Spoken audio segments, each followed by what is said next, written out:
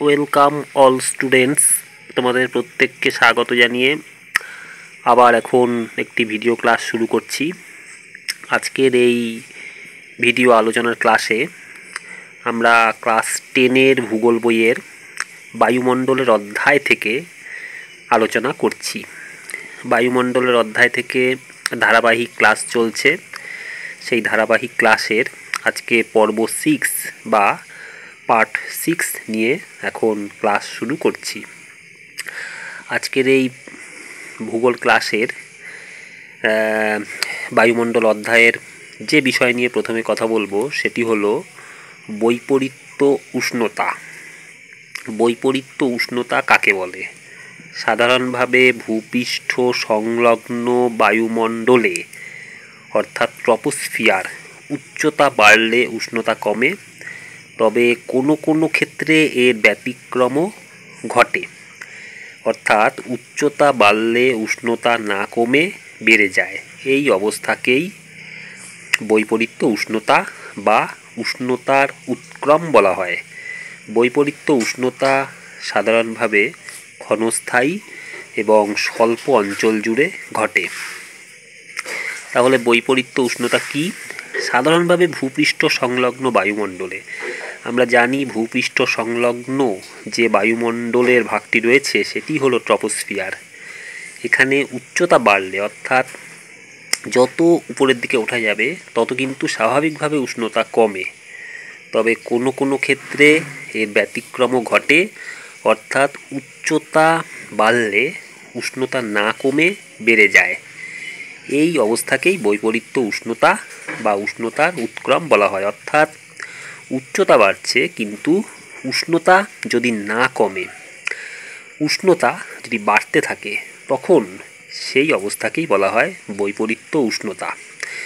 বৈপরীত্য উষ্ণতা সাধারণভাবে ক্ষণস্থায়ী এবং স্বল্প অঞ্চল জুড়ে ঘটে। অর্থাৎ এটি ছোটোখাটো কিছুটা জায়গা জুড়েই ঘটে। উষ্ণতার স্বাভাবিকত্বের ঠিক বিপরীত ধর্ম এখানে দেখা যায়। অর্থাৎ উচ্চতা বাড়লে উষ্ণতা যেখানে কমে যাওয়ার কথা সেখানে না কমে এক্ষেত্রে উষ্ণতা বাড়তে থাকে। এবার দেখে নিচ্ছি কি কি কারণে বৈপরীত্য উষ্ণতা ঘটে। কারণগুলো: 1 নম্বর, নাতিশীতোষ্ণ অঞ্চলের পার্বত্য উপত্যকায় উচ্চ অংশের শীতল ও ভারী বায়ু ঢাল বেয়ে নেমে আসে, যাকে ক্যাটাবেটিক বায়ু বলে, এবং উপত্যকার নিম্নাংশের অপেক্ষাকৃত উষ্ণ বায়ু উপরে ওঠে। এই অবস্থায় উপত্যকার নিম্নাংশে উষ্ণতা কমে যায় এবং উপরের দিকে উষ্ণতা ধীরে ধীরে বাড়তে থাকে। তাহলে 1 নম্বর কারণ থেকে কি বুঝতে পারছি? নাতিশীতোষ্ণ অঞ্চলে পার্বত্য উপত্যকায় উচ্চ অংশের শীতল ও ভারী বায়ু ঢাল বেয়ে নেমে আসে নিচের দিকে। ক্যাটাবেটিক বায়ুটা সে নিচের দিকে নেমে আসে এবং উপত্যকার নিম্নাংশের অপেক্ষাকৃত উষ্ণ বায়ু ওপরে ওঠে। এই অবস্থায় উপত্যকার নিম্নাংশে উষ্ণতা কমে যায় এবং উপরের দিকে উষ্ণতা ধীরে ধীরে বাড়তে থাকে। এর থেকেই বৈপরীত্য উষ্ণতার সৃষ্টি হয়।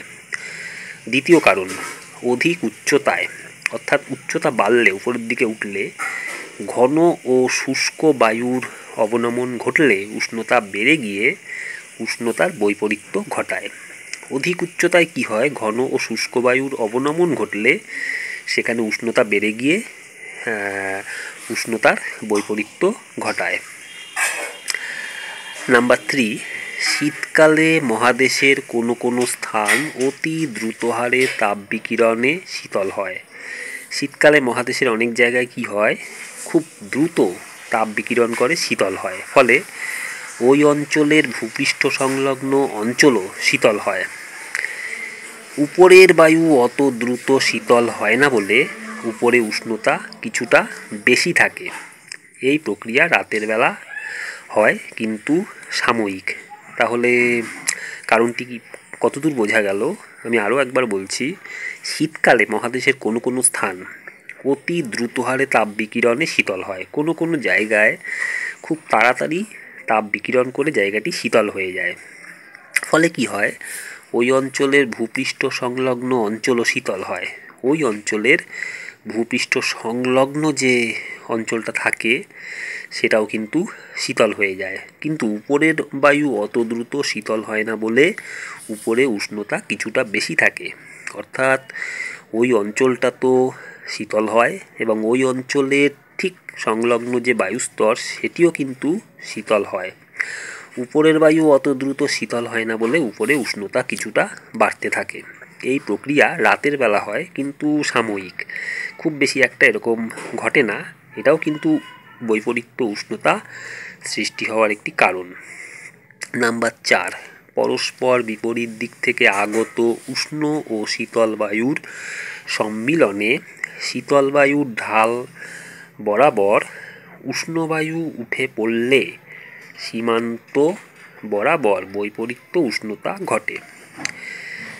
এটি হলো পরস্পর বিপরীত দিক থেকে, অর্থাৎ দুদিক থেকে যদি উষ্ণ ও শীতল বায়ু এসে মিলিত হয় তখন শীতল বায়ুর ঢাল বরাবর উষ্ণ বায়ু উঠে পড়লে সীমান্ত বরাবর বৈপরীত্য উষ্ণতা ঘটে। এই ছিল বৈপরীত্য উষ্ণতার কারণ। বৈপরীত্য উষ্ণতার কারণগুলো একটু তোমরা পড়ে নেবে, আর বৈপরীত্য উষ্ণতা ঠিক কী সম্ভব হলে পাশের পিকচারটিও এঁকে নেবে। টিকা হিসাবে যদি আসে তখন কিন্তু এর অ্যান্সারটা লিখে ডায়াগ্রামটা বা চিত্রটা এঁকে দিলে নাম্বারটা ভালো পাওয়া যাবে। নেক্সট যেটা আমরা আলোচনা করছি সেটা হলো এর ঠিক পরে যে বিষয়টা নিয়ে আমরা এখন কথা বলবো সেটি হলো বৈপরীত্য উষ্ণতার গুরুত্ব। শীতল বায়ুর উপর উষ্ণ বায়ু উঠে পড়লে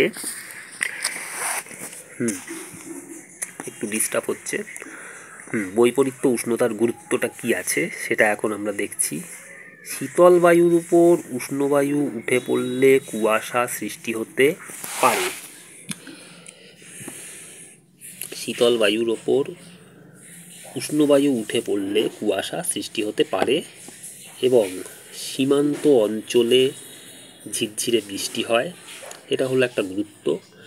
নাম্বার 2, অর্থাৎ 2 নম্বর যে গুরুত্বটা থাকে সেটি হলো এর ফলে মধ্য অক্ষাংশে তুহিন অর্থাৎ জমাট বাঁধা শিশির সৃষ্টি হতে পারে।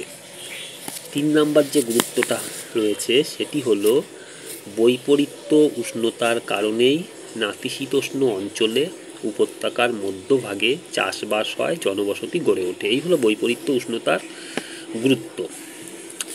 এবার আমরা যে বিষয়টি নিয়ে আলোচনা করব সেটি হলো নেক্সট যে বিষয় বায়ুমণ্ডলের অধ্যায়ের এখান থেকে, সেটি হলো সমষ্ণ রেখা কি।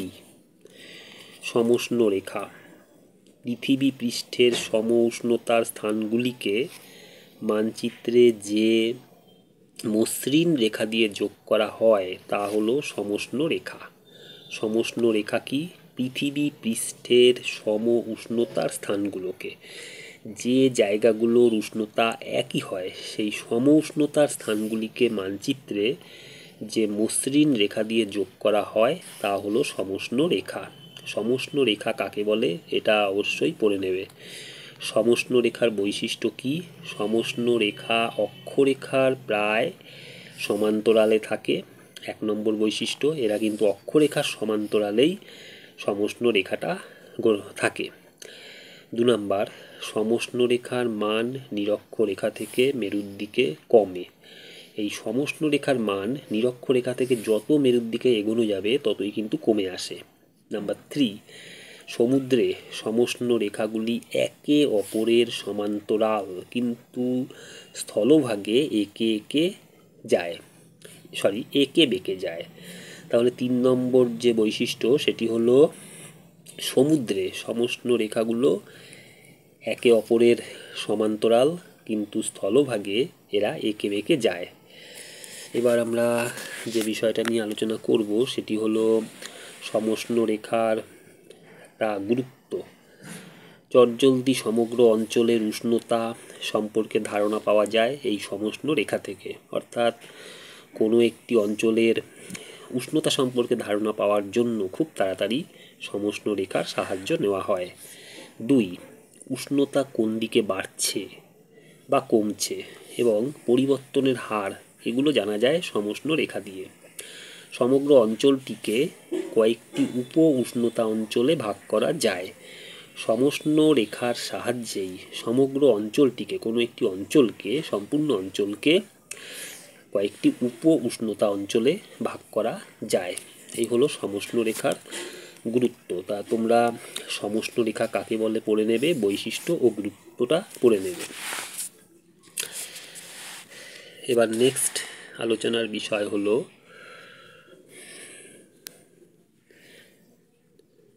পরবর্তী আমরা আলোচনা করব যেটা নিয়ে, সেটা হলো গ্রিন হাউস প্রভাব। বিশ্ব উষ্ণায়ন, গ্রিন হাউস গ্যাসের ভূমিকা।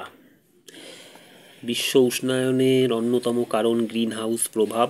বিগত কয়েক দশকে বায়ুমণ্ডলে কয়েকটি দূষণকারী গ্যাসের মাত্রা বৃদ্ধিতে পৃথিবীর উষ্ণতা ধীরে ধীরে বাড়ছে। এটি হলো গ্রিন হাউস। আমরা জানি বিগত কয়েক দশক ধরে বায়ুমণ্ডলে কয়েকটি দূষণকারী গ্যাসের মাত্রা বেড়েছে, যার ফলে তাপমাত্রাও বেড়েছে। তো এটাই গ্রিন হাউস এফেক্ট। পৃথিবী একটি গ্রিন হাউস। গ্রিন হাউস গ্যাসগুলি বায়ুমণ্ডলের উপরে একটি স্বচ্ছ আবরণ তৈরি করে ফেলছে। এই গ্রিন হাউস গ্যাসগুলো কি করছে, বায়ুমণ্ডলের উপর একটা স্বচ্ছ আবরণ তৈরি করে ফেলেছে, যার মধ্য দিয়ে সূর্যরশ্মি আসছে, কিন্তু সবটাই বেরিয়ে যাচ্ছে না, কিছুটা আবদ্ধ হচ্ছে, কিছুটা সূর্যরশ্মি ওখানে আটকে যাচ্ছে। এর ফলেই পৃথিবীর উষ্ণতা বাড়ছে। তাই সত্যি পৃথিবী এখন একটা গ্রিন হাউস। তাহলে বুঝতে পারলে তোমরা গ্রিন হাউস প্রভাব যে পদ্ধতিতে গ্রিন হাউস প্রভাব সম্পর্কে আমরা এখন জেনে নিই। যে পদ্ধতিতে ক্ষুদ্র তরঙ্গ দৈর্ঘ্যের সূর্যালো পৃথিবী পৃষ্ঠে প্রতিফলিত হওয়ার ফলে সৃষ্ট দীর্ঘ তরঙ্গ রশ্মি বায়ুমণ্ডলের কিছু গ্যাস দ্বারা শোষিত হয় এবং পৃথিবীর উষ্ণতা বৃদ্ধি করে, তা হলো গ্রিন হাউস প্রভাব। গ্রিন হাউস প্রভাব কি? যে পদ্ধতিতে ক্ষুদ্র তরঙ্গ দৈর্ঘ্যের সূর্যালোক পৃথিবী পৃষ্ঠে প্রতিফলিত হওয়ার ফলে সৃষ্ট দীর্ঘ তরঙ্গ রশ্মি বায়ুমণ্ডলের কিছু গ্যাস দ্বারা শোষিত হয় এবং পৃথিবীর উষ্ণতা বৃদ্ধি করে, তাকেই গ্রিন হাউস প্রভাব বলে। গ্রিন হাউস প্রভাবের ঠিক পরেই রয়েছে গ্রিন হাউস প্রভাব ও বিশ্ব উষ্ণায়ন। এটা আমরা পরের ভিডিও ক্লাসে আলোচনা করব। আজ গ্রিন হাউস প্রভাব পর্যন্তই বোঝানো হলো। তো তোমরা কতটা বুঝলে সেটা জানাবে, আর অবশ্যই মাই ইন্সপিরেশন বাংলা চ্যানেলে এই ভিডিও ক্লাসগুলো তোমরা ফলো করবে। প্রত্যেককে ধন্যবাদ।